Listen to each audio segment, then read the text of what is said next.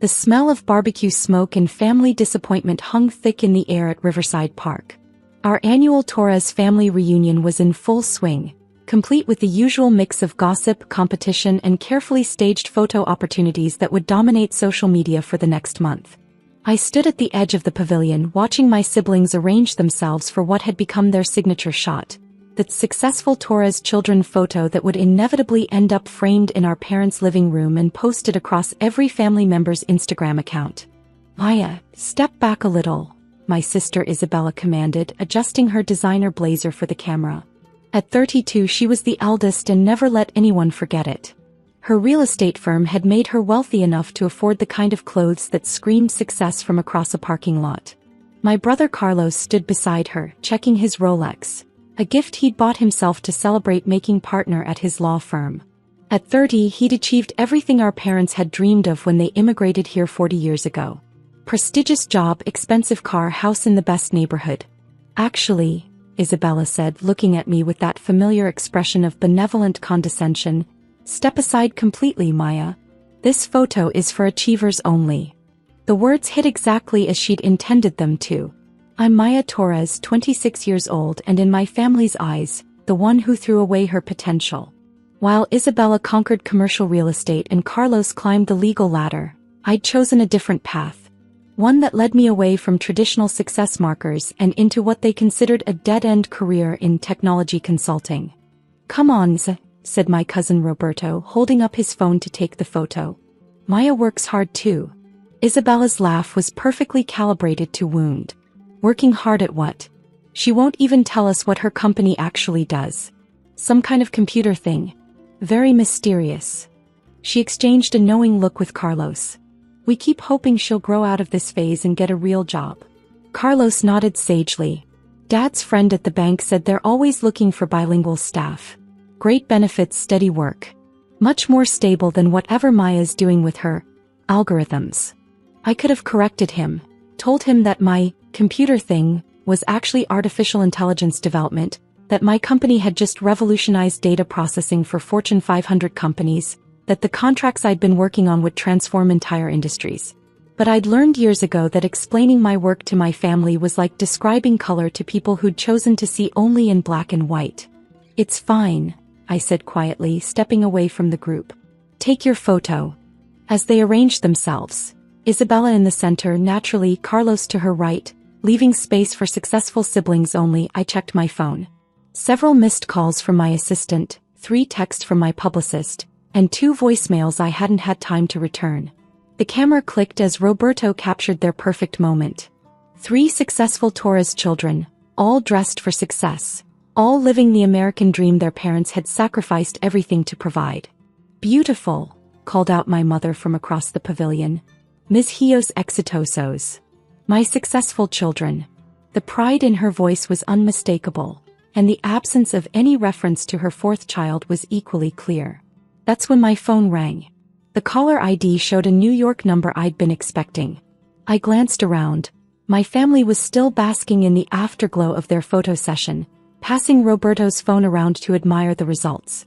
"Hello," I answered, walking a few steps away for privacy. "Miss Torres? This is Jennifer Walsh from Forbes magazine. I hope I'm not catching you at a bad time." My heart jumped, but I kept my voice steady. "Not at all. Perfect timing, actually." "Wonderful. I'm calling to confirm tomorrow's cover shoot.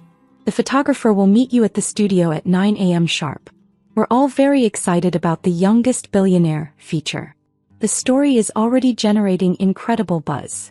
The words "youngest billionaire" and "cover shoot" seemed to echo in the sudden quiet that had fallen over my family's conversation. I realized they'd all stopped talking and were staring at me. "That sounds perfect," I said, still calm but loud enough for everyone to hear clearly. "Should I bring anything specific for the interview portion?" "Just yourself and that brilliant mind that built Quantum Leap AI from the ground up.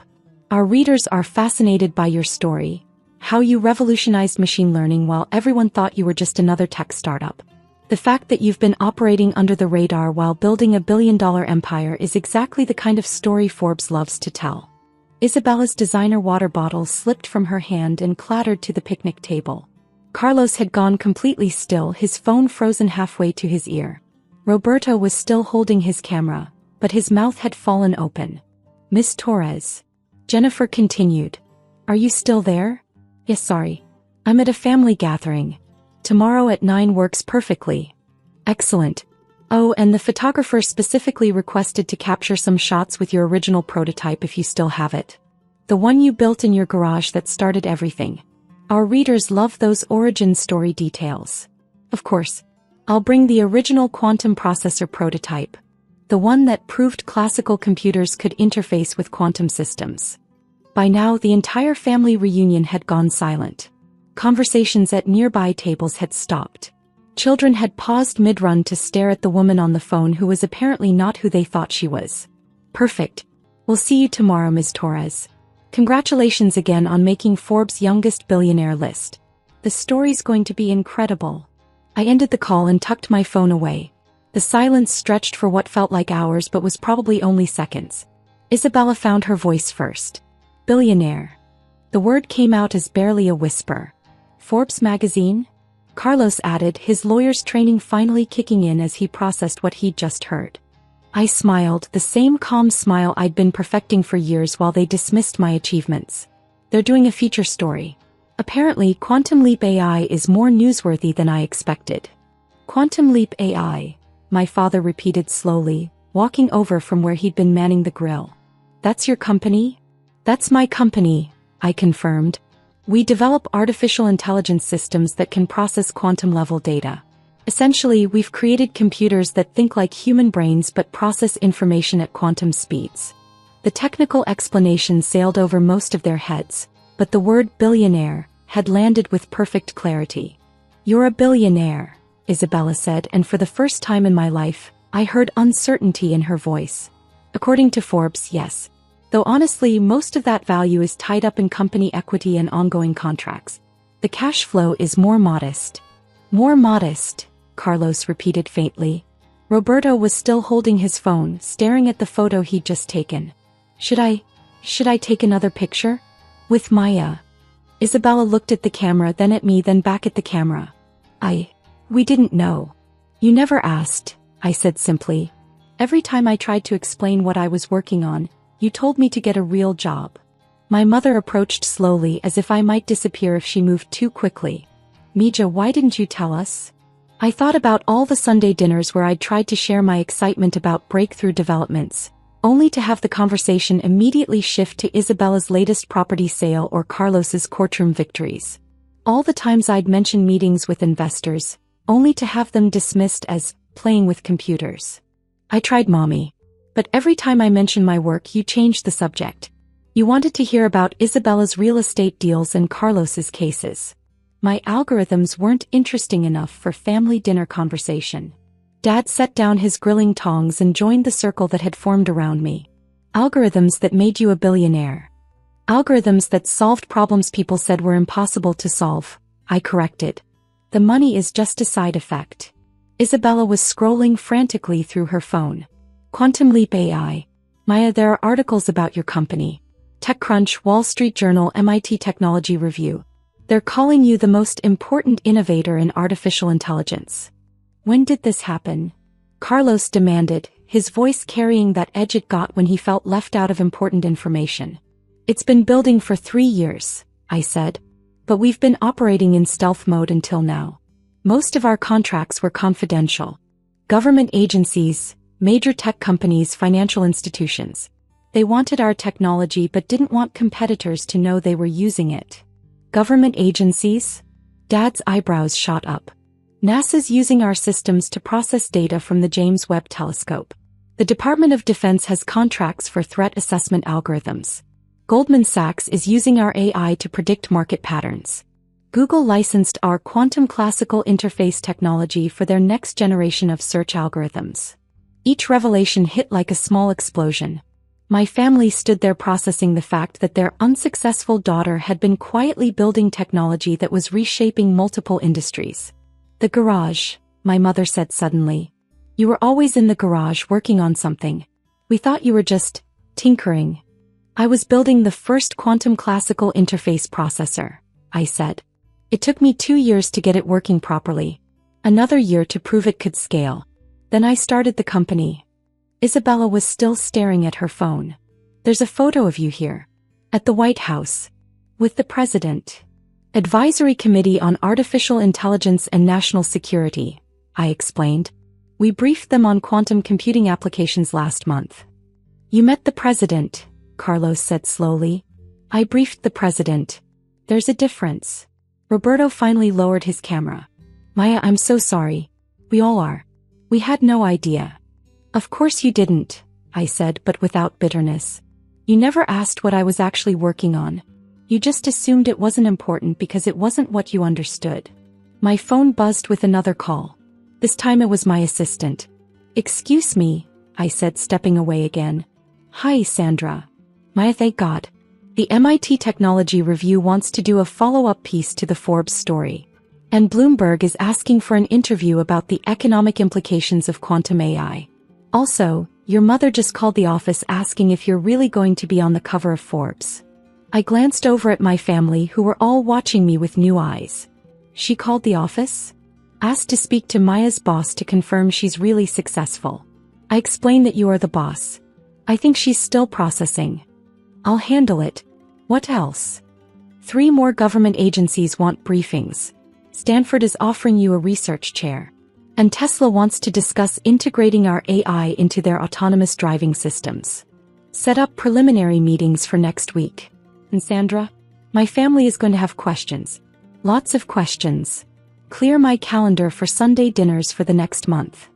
After I hung up, I found my family exactly where I'd left them, still standing in a shell-shocked circle around the picnic table. Stanford offered you a job, Carlos said. It wasn't a question he'd clearly overheard. A research chair. Full professor with funding for whatever projects I want to pursue. Are you going to take it? Isabella asked. Probably not. I like running my own company. Though I might do some guest lectures. My uncle Miguel, who'd been quietly listening from a nearby table, approached with a confused expression. Mija, if you're so successful, why do you still drive that old Honda? I laughed. The first genuine laugh I'd had all day. Because it gets good gas mileage and has never broken down. Why would I need a different car? But you're a billionaire, my cousin Sophia said, as if I'd missed that detail. Most billionaires don't actually have billions in cash sitting around, I explained. My wealth is in company equity, intellectual property, and investments. Plus I like my car. It's practical. Isabella was studying me with new interest. The apartment you live in, is that real or are you pretending to be modest? It's real. I like my apartment. It's close to the office, has good security, and I don't need more space. But you could afford more, Carlos pressed. I could afford a lot of things. That doesn't mean I need them. Dad had been quiet through this exchange, but now he spoke up. When your mother called your office, what did your assistant tell her? That I'm the CEO and founder of Quantum Leap AI. That we have offices in San Francisco, Boston, and London. That our technology is being used by some of the largest companies and government agencies in the world. And tomorrow you'll be on the cover of Forbes, Mom said, still processing. Tomorrow I'll be on the cover of Forbes. Roberto raised his phone again. Can we take another photo? All 4 siblings. Isabella stepped forward. Maya, I owe you an apology. We all do. We've been incredibly unfair. You've been viewing success through a very narrow lens, I agreed. But that's not entirely your fault. Society teaches us that success looks a certain way. Expensive clothes, fancy cars, traditional careers. My kind of success doesn't fit that mold. Carlos shook his head. Billionaire doesn't fit the mold? Billionaire who drives a Honda and lives in a modest apartment and wears clothes from Target, I clarified.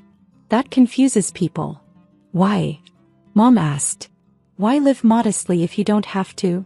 I thought about how to explain this to people who'd spent their lives chasing visible markers of success. Because the work is what matters to me. The problems I'm solving, the technology I'm developing, the potential to change how computers think. That's what gets me up in the morning. A bigger house or fancier car wouldn't make the work more meaningful. But people don't know you're successful, Isabella protested. The people who matter know. My clients know. My employees know. The scientific community knows. Random strangers at the grocery store don't need to know. Until tomorrow, Carlos said with a slight smile. Until tomorrow, I agreed. After the Forbes article comes out, maintaining privacy is going to be considerably more difficult. Roberto was setting up his phone again. Pay family photo.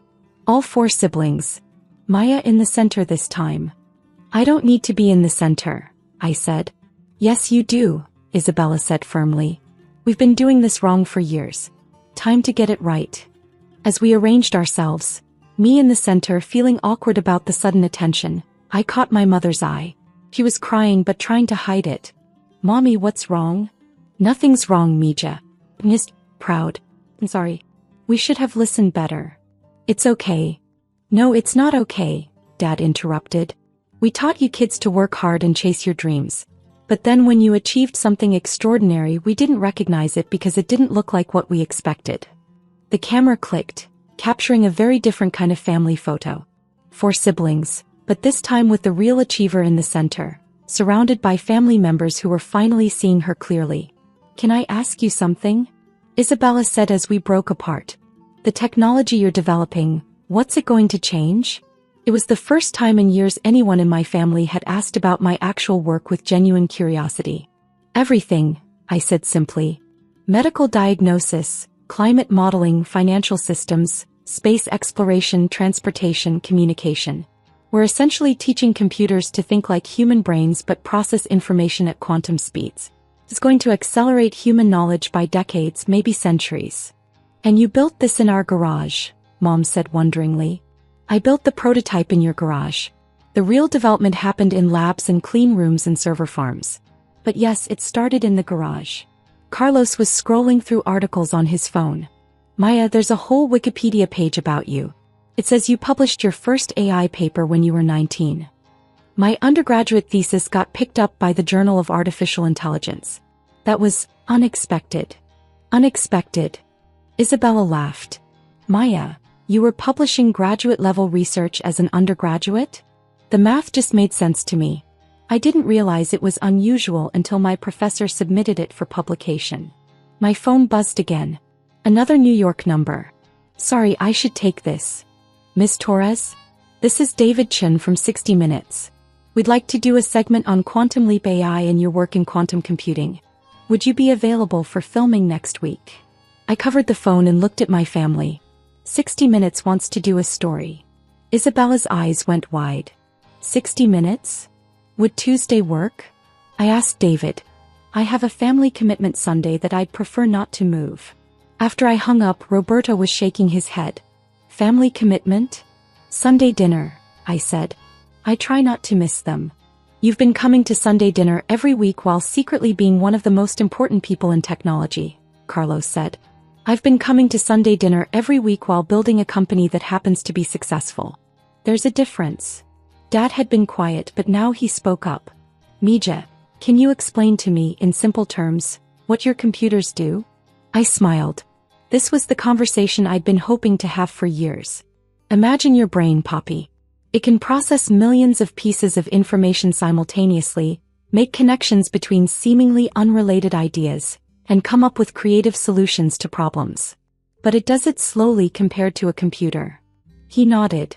Now imagine a computer that can process information as fast as current computers, billions of calculations per second, but also make the kind of creative connections and intuitive leaps that human brains make. That's what we've built. And this helps with what? Everything.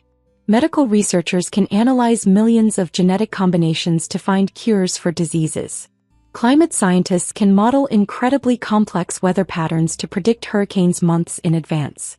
Financial analysts can spot market patterns that would take humans years to identify. Isabella was following along intently. So your AI isn't just faster, it's smarter? It's not smarter than humans, but it can process vastly more information than any human brain could handle, and it can spot patterns and make connections that would be impossible for us to see. And that's worth billions of dollars? Carlos asked. Apparently, I said. Though honestly, the money is almost irrelevant compared to the potential impact. We're working on applications that could help solve climate change, cure genetic diseases, prevent financial crises, even help with space exploration. My mother was studying me with new eyes. You really could change the world. We really could change the world, I corrected. This isn't a one-person operation. I have an incredible team of scientists, engineers, and researchers. Some of the smartest people on the planet. But you're the boss, Roberto said. I'm the founder info. But the best leaders surround themselves with people who are smarter than they are in specific areas. My phone was buzzing constantly now. I glanced at it and saw messages from venture capital firms, university researchers, government officials, and journalists. The Forbes article hasn't even come out yet, I murmured. What do you mean? Isabella asked. Word is spreading in the tech community that the article is coming. My phone's been buzzing all day with interview requests and partnership proposals. Carlos looked thoughtful. Maya, can I ask you something personal? Sure. Does it bother you that we didn't understand what you were doing? That we didn't support you? I considered the question carefully. It hurt sometimes, especially when I wanted to share exciting developments with family and felt like I couldn't. But honestly, it also protected me. Working in stealth mode without external pressure or expectations let me focus completely on the research and development. No distractions, Dad said. Exactly. No pressure to go public before we were ready. No family members asking for investment opportunities or insider information. No complications from people treating me differently because of money or fame. And now? Mom asked. Now that's all going to change. Forbes articles have a way of ending privacy permanently. Isabella was scrolling through her phone again. Maya, there are already people posting about seeing you at the family reunion. Someone got a photo of you on the phone with Forbes. I looked around the park and noticed several people with phones pointed in our direction.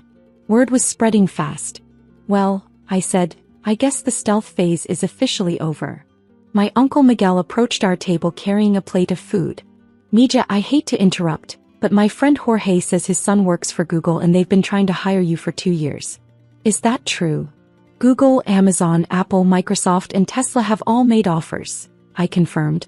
But I prefer running my own company. Tesla wants to hire you too? Sophia asked. Elon Musk personally called last month.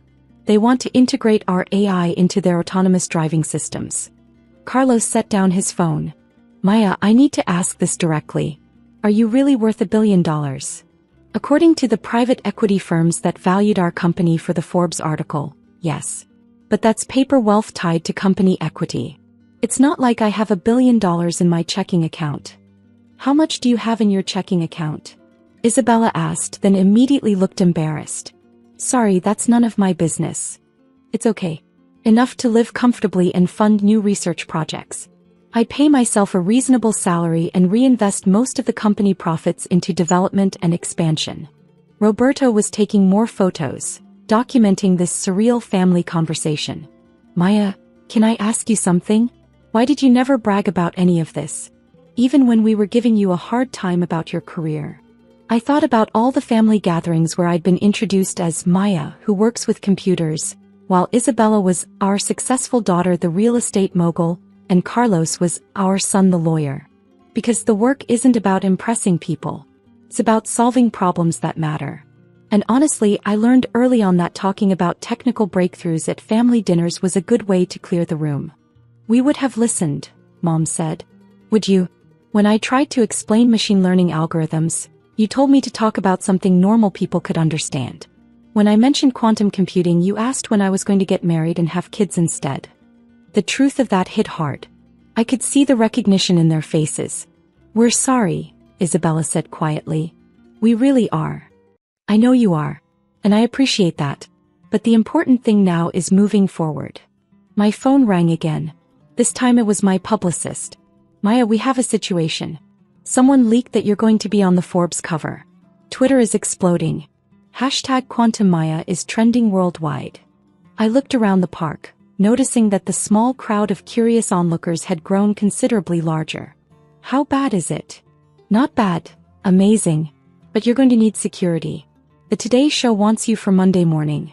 The White House called to congratulate you. And MIT is preparing to offer you an honorary doctorate. I hung up and looked at my family. We should probably leave soon. This is turning into a media circus. Isabella stood up. Maya, before we go, I want to say something publicly. She raised her voice so nearby family members could hear. I owe my little sister an apology. We all do. We didn't listen when she tried to tell us about her work. We assumed success had to look a certain way. We were wrong. Carlos joined her. Maya isn't just successful, she's brilliant. She's going to change the world and we're lucky to be her family. The gathering of extended family members burst into applause. My cousins, aunts, uncles, and family friends were all looking at me with new respect and understanding. Dad approached and put his arm around my shoulder. Mija, your mother and I immigrated to this country so our children could have opportunities we never had.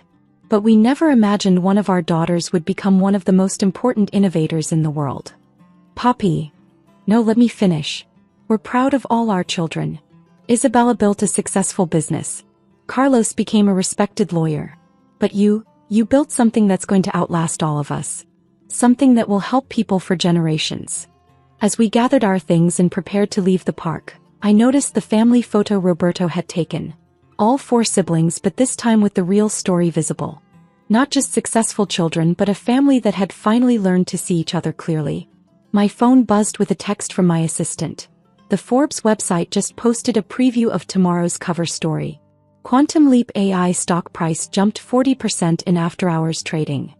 I showed the message to Carlos, who whistled softly. Maya, you're not just a billionaire. You're a billionaire whose company is still growing. Growing fast, I agreed. We're expanding into medical AI next quarter. Then climate modeling. Then space applications. Isabella was packing up the picnic supplies, but I could see her mind working. Maya, can I ask you something about business? Of course.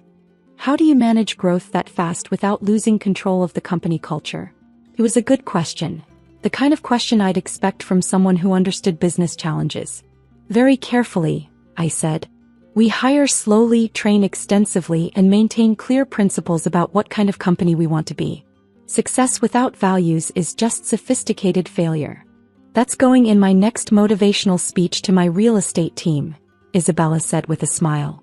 As we walked toward the parking lot, surrounded by family members who were still processing the day's revelations, my phone rang one more time. Miss Torres? This is Anderson Cooper's office.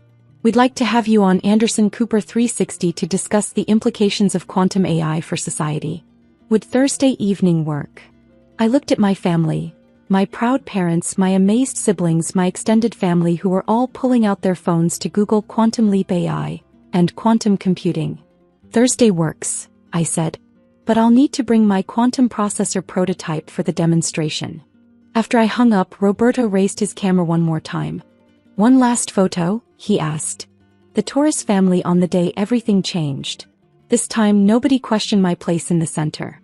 This time the photo captured not just successful siblings, but a family that had finally learned the difference between achievement and recognition, between substance and appearance, between being important and being seen as important.